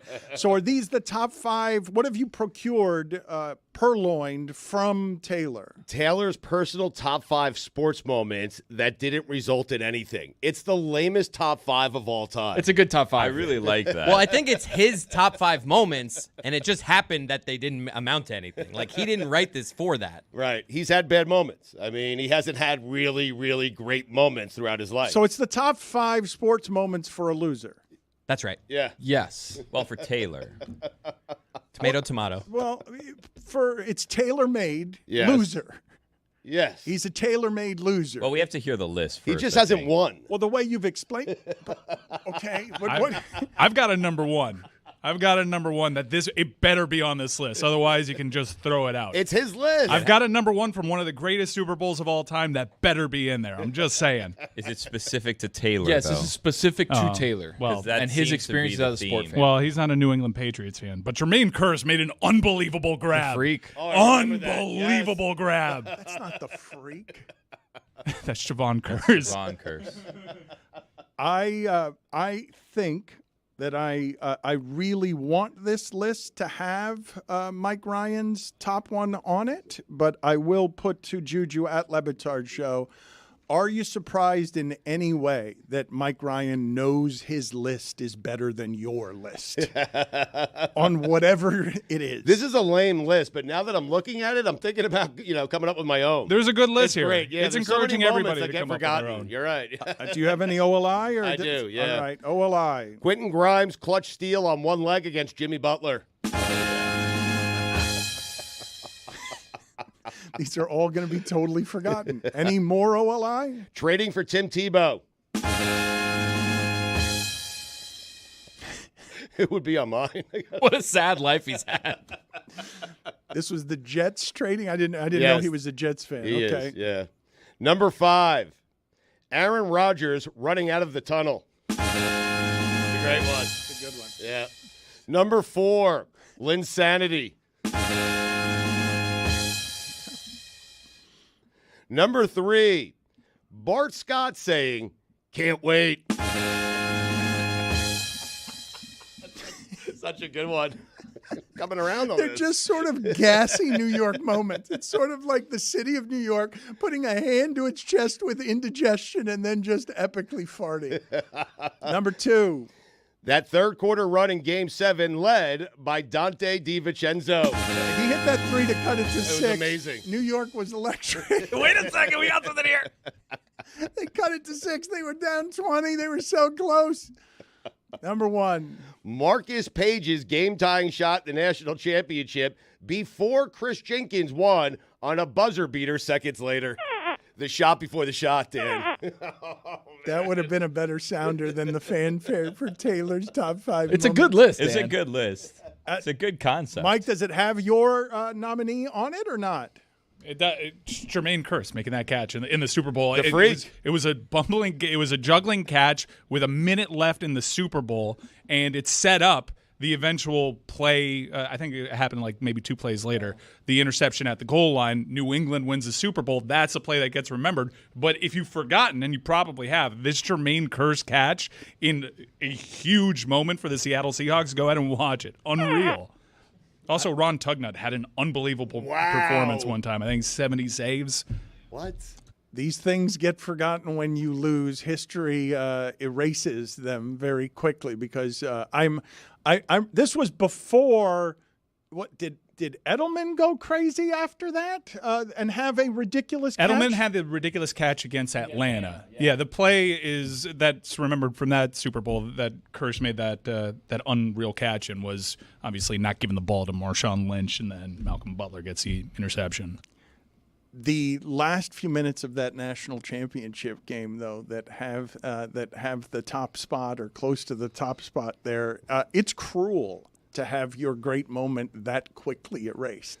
To be just and also erased. If you're Marcus Page, yes. Or if Jermaine Kearse is talked about like David Tyree, I think, if they go on to win that game.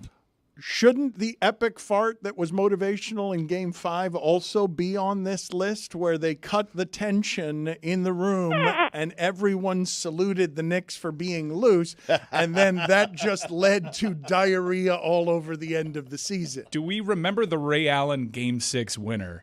If in Game 7, remember Game 7 was a very good game. Tim Duncan misses the bunny. Ah, the bunny. If the Spurs win that series in 7, we don't reflect upon the Ray Allen shot the same way. That is correct. We probably don't remember the chase down block on Iguodala if Kyrie doesn't make that shot. That's the way that works.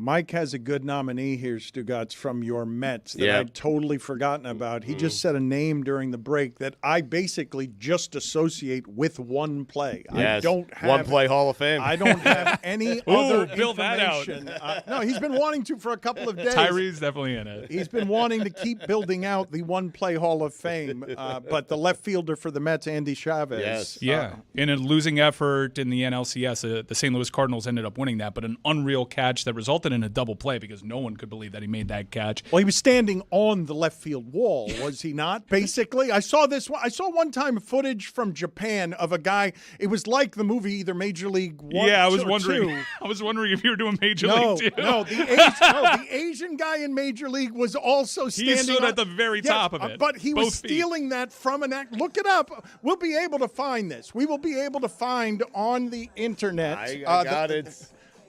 I'm sorry. I got it. You got it, Stugotz. We're busy doing something. You got it. You don't know how to turn on your computer. You don't know how to turn it off. You don't know how to turn on the volume. You don't know how to turn it off. I said I apologize. What you don't do is just shut it down. That's what you did last time because you couldn't figure out how to turn off the volume on your computer.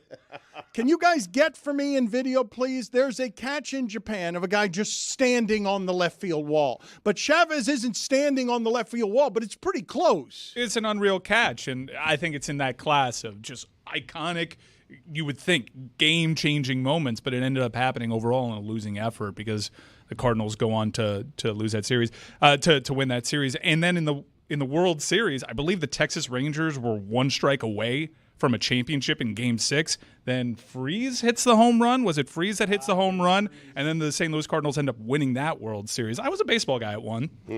It was a long time ago. At one point. At one point. Yeah.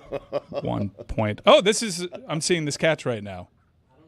There's a couple I'm seeing where in Japan people scaling walls. I don't know if it's the one you're talking about. It's absurd. You can just keep playing an assortment of great highlights of people stealing home runs. I believe that is the greatest feeling that sport can produce, that ball being in your glove. I believe it feels better than even making epic contact at the end of a game. To end a game... Man, Pudge looked like he had the feeling. Because that was like machismo. Oh, yeah, I took your best shot. I got the bleeping ball. You're saying that's a better feeling than Aaron Boone had when he hit a walk-off home run for the Yanks? I'm saying if you can end a game by robbing a home run, having it in your glove, and you're the only one who knows it, I think that feeling is better than the feeling of it hitting your bat and you know before anyone in the stadium that you have the correct contact because of how it feels, how you've connected. I don't know. When Pedro threw Don Zimmer, I think that was a pretty good feeling, too. Yeah. And you just get him and just get out of here. That was more of just like let his weight keep going. It's an old guy. It was like an Olay. He had it coming. Yeah, but you feel good about that one. Put it on the poll, Juju. Did Don Zimmer have it coming? I don't believe this show's stance on Don Zimmer, an old person charging Pedro, and Pedro throwing. How old was Don Zimmer? He was over 80. Old enough to know better. He's been over 80 since, for 30 years. Put it on the poll. Has Don Zimmer been over 80 since emerging from the embryonic fluid? I think I got the all-time, this is top of the ballot moment that came in an overall losing effort. They did win that game, but they lost the series in quick fashion. AI stepping over Lou. Yeah, like that, they won that game to everyone's shock and surprise, and then they promptly got gentlemen swept. Public shock, yeah. They lost in 5. Don Zimmer was 72 at the time. He passed away at 83. No way he was 72. He was. Well, he was 80 since the womb, as Stugotz has already established. He was an old so I don't understand how it is that he could be 72. Kobe had a huge game-winning shot against the Detroit Pistons in the finals, but they lost in 5 as well. And that season was talked about as an embarrassment. That is correct. Looking at that replay, he does kind of grab the top of his head. And I remembered it more as Pedro just kind of letting him go. No. He does kind of grab his head and give him a toss. It was mixed martial arts expertise of using his momentum. He grabbed his ears and Yes. threw him down. It's less momentum than I remember, though. It's more ear grabbing. It is. It's not a great look for Pedro. He has a lot of head. Yes. He does. Yeah. That is a lot of old head. And he does a belly flop on the grass. I think David Ortiz afterwards is like, oh, he just has a guttural reaction to it. Like, oh shit. Look right. Oh, he puts his arms out. I mean, that can be a disaster. If someone of that age falls that way, they can break their hip. That's usually the start of it. Yeah, I mean, it could have been, and we can laugh about it now, but that could have been something that was super disastrous where Don Zimmer dies 7 months later because that's usually the start of it. But what if Don Zimmer killed Pedro? Ooh. Well, that doesn't seem to be one of the options given the footage that How'd he we're land presently with a watching. punch? Beat him to death with... Pedro's what if, arms Dan? flew off his body and stayed on the ears yes. of Don Zimmer. Beat him He bled out. beat him Yeah. to death with the arm of John Smiley.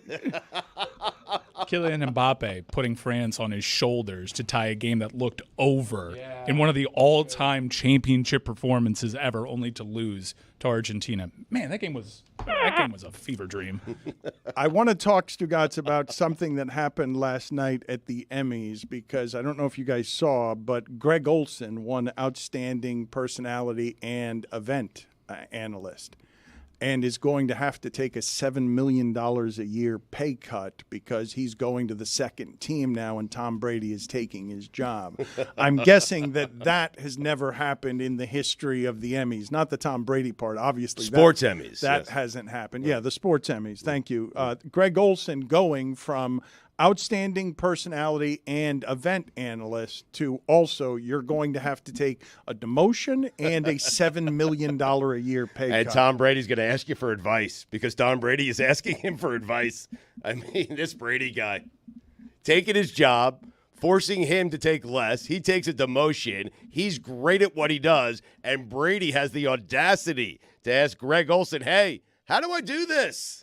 Unbelievable. Is it audacity? Yes. Tom Brady was Yes. famously helpful to teammates. You think that Greg, if you were Greg Olsen, you wouldn't pick up his calls, you wouldn't give advice, you wouldn't help? Oh, I'm not certain what I would do, but I mean, just the stones on Brady to call Greg Olsen and say, hey, how do I do this? I've never done it before. You were great. I'm taking your job. You should give him bad advice. Yeah. Like things not to do. Curse. When he starts talking, talk over him. It kills. T.O. could have been the Willis Reed of our generation. Playing on a broken leg in the Could Super Bowl? Totally changed the entire reputation of his because of that performance in a Super Bowl, but Donovan McNabb was puking on the field. Mm-hmm. Literally. I couldn't believe that Terrell Owens made it back for that Super Bowl. I believe he missed the previous two games with a broken leg. What do you think they shot him up with? The same stuff they gave Anunoby over the weekend. Just huge. I mean, he couldn't see straight. We agree it's not the same thing. He looked drowsy. His right pupil was looking at his inner ear. It's when I knew the next season was done. I mean, seriously. There was no need He for couldn't that. feel human emotion. When they were so desperate to put him out there. When they went for 4 another minutes. Willis Reed moment because That's Tom right. Thibodeau was telling you, this is what I need because my team's not good enough. That's correct. Don't forget that ab strain Yeah. by Josh Hart.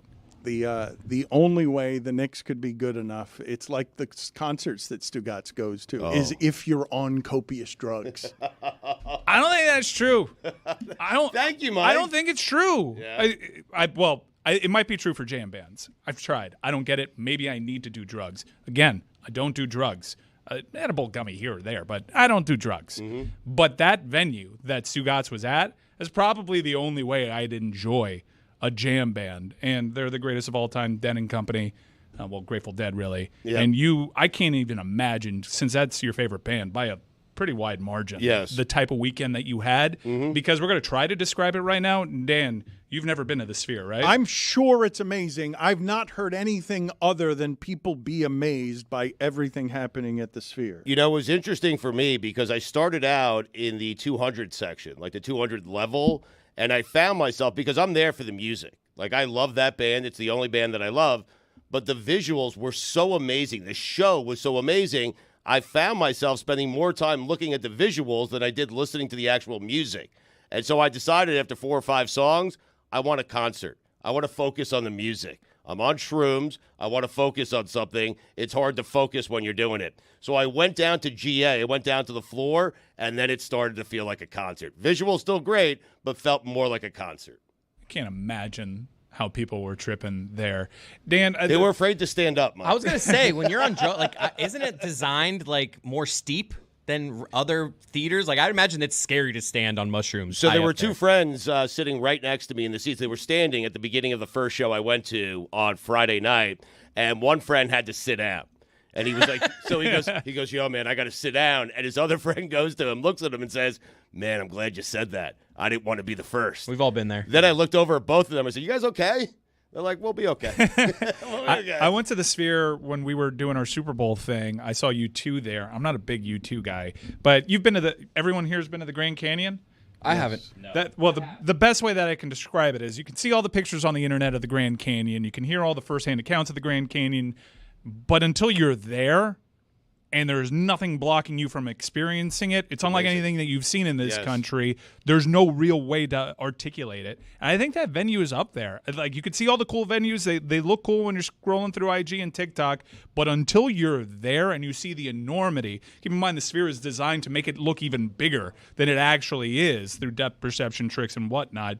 It's just unbelievable. It is single-handedly, you could already put it up there. It doesn't have the legacy of like Radio City and all these other places, but that is the greatest venue I've ever been in. So I was in Vegas. I just missed Stugotz. Stu was there the weekend. I was there during the week. And anytime you look at the Strip, you see the Sphere. We did like the big eye Ferris wheel or whatever, and you look over the Sphere, and it is just enormous, but it's so clear. Like the screens on the outside are so clear that the graphics that are floating around it are like if you're looking at it on your phone, like right next to you. I don't know what technology they have there, but it's incredible. Yeah, people think that what's going on outside is like the same. That's just an entirely different monitor. And we have the NHL draft that's going to be randomly, very randomly, the first sporting event there. I love that. I'm going to watch the NHL draft, not really knowing much about the prospects, although I hear it's good class.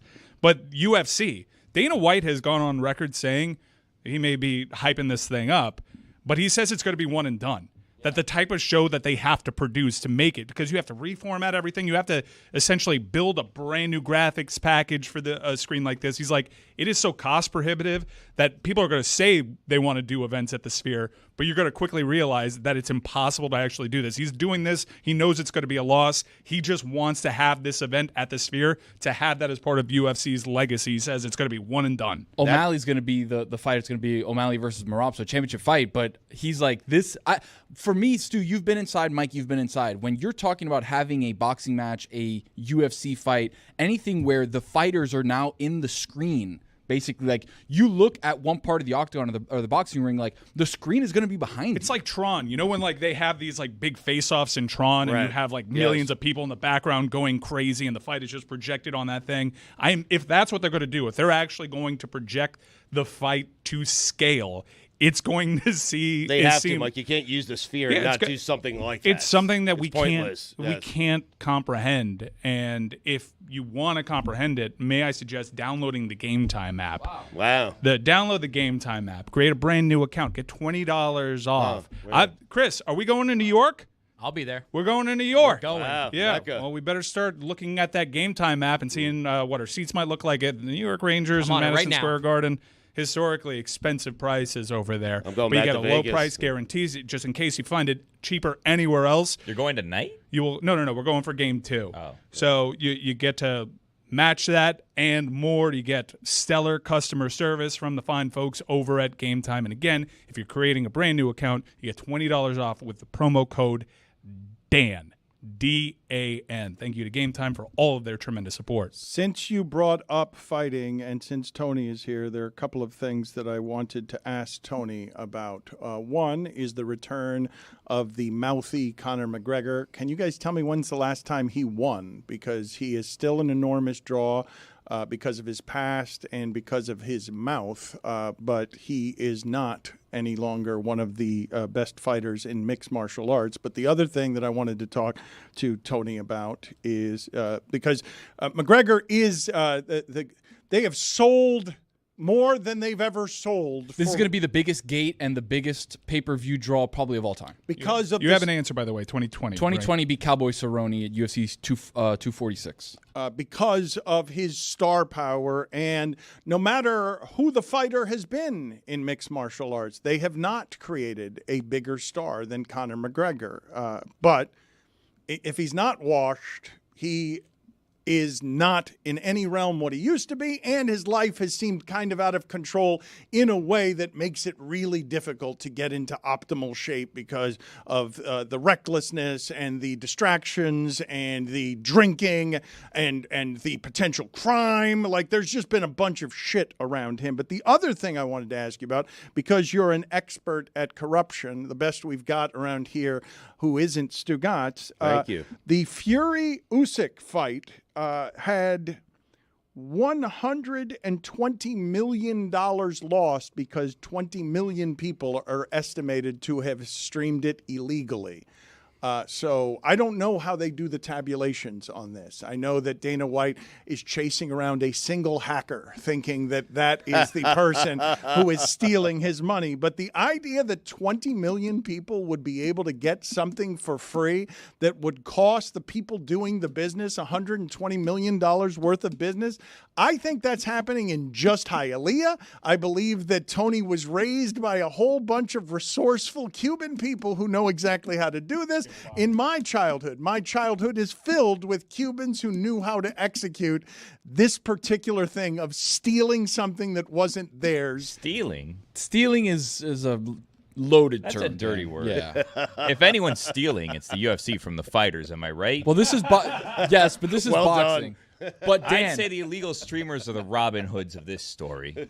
there are some that are Robin Hoods that obviously don't want people to have to pay $79, $89, $99, $120, whatever it ends up being. But Dan, when you look at the streamers, hey, we've all been there. We've all done that. Like, am I going to pay $90 to watch Usyk and Fury? Probably not. But I know a guy who's got a jailbroken, little something or other. So you're talking about Tony. What is that? A jailbroken what? I don't Tony, think you can VPN what's been going on with take you? into a microphone. Tony, bud. what's Ted Williams threw him off. I don't want going on with your speech today? I don't want to say things that are going to incriminate me or people that I know. So there's a jailbroken Fire Stick that's been going around Miami that somebody that I know possibly could hook you up in with. the passenger seat of Stugotz's car when in the he's Midwest, right? on That's gummies. right. That's right. So I know somebody. I don't want to incriminate that person or my relationship with that person, but I will say that there are avenues for people to go out and watch fights, watch sporting events that are maybe pay-per-view that you don't have to pay-per-view.